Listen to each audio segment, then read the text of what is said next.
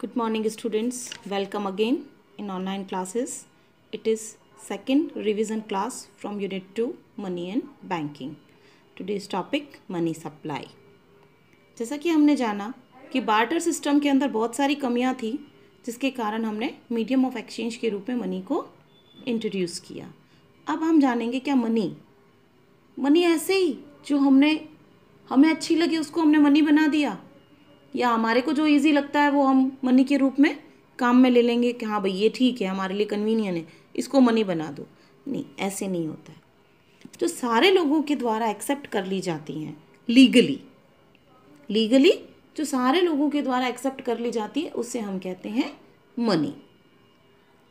ठीक है. अब मनी को हमने कहा कि सबने लीगली एक्सेप्ट किया, तो सबने, मैं कहूँगी कि ये मनी है, सारे इसको अडॉप्ट कर लो, तो क्या कोई मानेगा? कोई भी नहीं मानेगा उसको. तो कहीं से उसको अप्रूवल मिलनी चाहिए, तभी तो वो मनी सबके द्वारा, सारी इतनी बड़ा इंडिया है, सबके द्वारा एक्सेप्ट की जाएगी ना. तो कोई तो ऐसी अथॉरिटी होगी. तो ऑब्वियसली एक ऐसी अथॉरिटी है RBI, reserve bank of India, जो गवर्नमेंट का बैंक है. तो गवर्नमेंट का जो बैंक है RBI, reserve bank of India, वो जो सर्कुलेट करता है मनी, उसे ही सबने एक लीगल मनी के रूप में अडॉप्ट किया है, जिसको सभी ने माना है. अब किसके पास जो मनी है उसको हमने मनी सप्लाई माना. अब ये तो हमने जाना कि भाई कौन है अथॉरिटी पर्सन जो हमारे को ये इंट्रोड्यूस करवाता है. अब सारे नोट्स तो आरबीआई निकालते, लेकिन एक जो 1 रुपये का नोट है और जितने भी कॉइन्स हैं वो कभी आरबीआई इंट्रोड्यूस नहीं करती. ये करती है हमारे फाइनेंस मिनिस्ट्री. ठीक है, हमारे वित्त मंत्री जो होते हैं वो.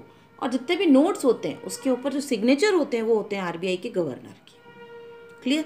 ये तो एक छोटी छोटी बात रही कि भाई हाँ इस तरह से मनी आई. अब ये जो मनी सप्लाई है, मेन सप्लाई कैसे होती है ना, सप्लाई किया. तो यहाँ पर सप्लाई का मतलब है जो पब्लिक के पास मौजूद है पैसा. भाई आरबीआई ने उसको इंट्रोड्यूस किया, क्लियर, लेकिन उसको सर्कुलेशन में भी तो लाए.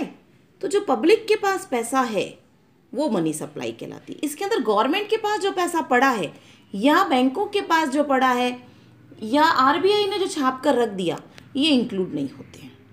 क्लियर. जो पब्लिक के पास जो सर्कुलेशन में है वो मनी सप्लाई है.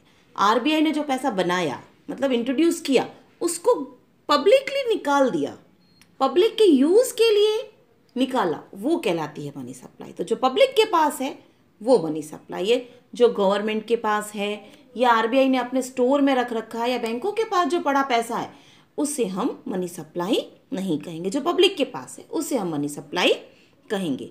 अभी जो मनी सप्लाई है वो है आपका स्टॉक कॉन्सेप्ट. कैसा कॉन्सेप्ट है?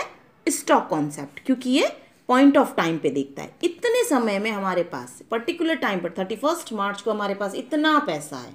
It is a point of time. It is not a period of time, it is a point of time. आज की तारीख में मेरे पास कितना पैसा है.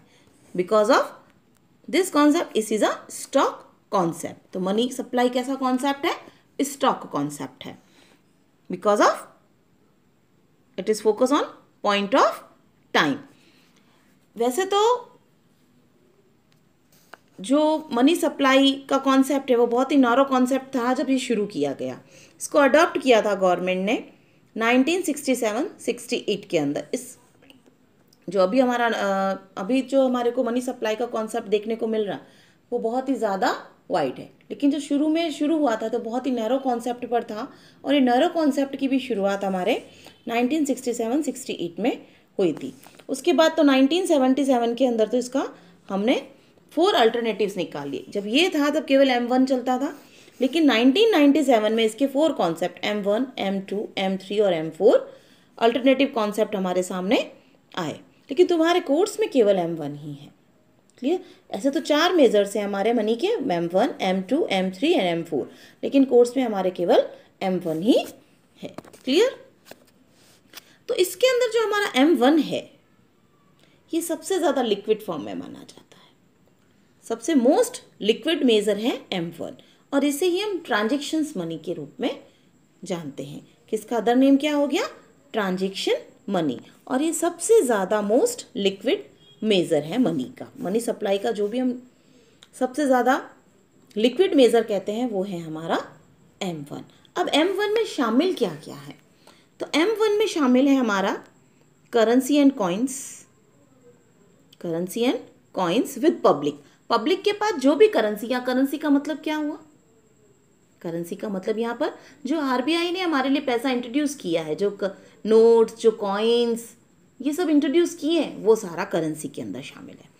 तो M1 is equals to currency and coins with public plus demand deposit of commercial bank. अब डिमांड डिपॉजिट क्या, कि जब भी आपने पैसा बैंक में जमा कराया और जब भी हम डिमांड करें, हम मने कस्टमर, बैंक का कस्टमर, कॉमर्शियल बैंक के कस्टमर जब डिमांड करे तो उन्हें लौटा दिया जाए, मतलब मांगने पर जो पैसा दिया जाए वो कहलाता है डिमांड डिपॉजिट्स। तो पहला है हमारा currency and coins with public plus demand deposits of commercial bank plus other deposits with RBI. इसके अलावा जो आरबीआई के पास डिपॉजिट्स होते हैं, अब आरबीआई के पास क्या डिपॉजिट्स होते हैं? जो कॉमर्शियल बैंक सिक्योरिटी के रूप में सीआरआर और सिक्योरिटीज़ और ये जमा करवाती है, उनकी बात यहाँ पर हो रही है। चलिए अब हम एक एक चीज़ को देखते हैं। Currency and coins with public, तो इसके अंदर हम क्या इंक्लूड कर रहे हैं? पेपर नोट्स एंड कॉइन्स, ठीक है, जो बैंक के बाहर है, जो गवर्नमेंट के पास नहीं है। इसके अंदर हम क्या इंक्लूड कर रहे हैं currency and coins with public में? पेपर नोट्स एंड कॉइन्स जो पब्लिक के पास है, भारत की जनता के पास है या किसी भी कंट्री की जनता के पास है, पब्लिक के पास है। इसमें बैंकों के पास पड़ा हुआ पैसा या गवर्नमेंट के पास पड़ा हुआ पैसा इंक्लूड नहीं किया जाता।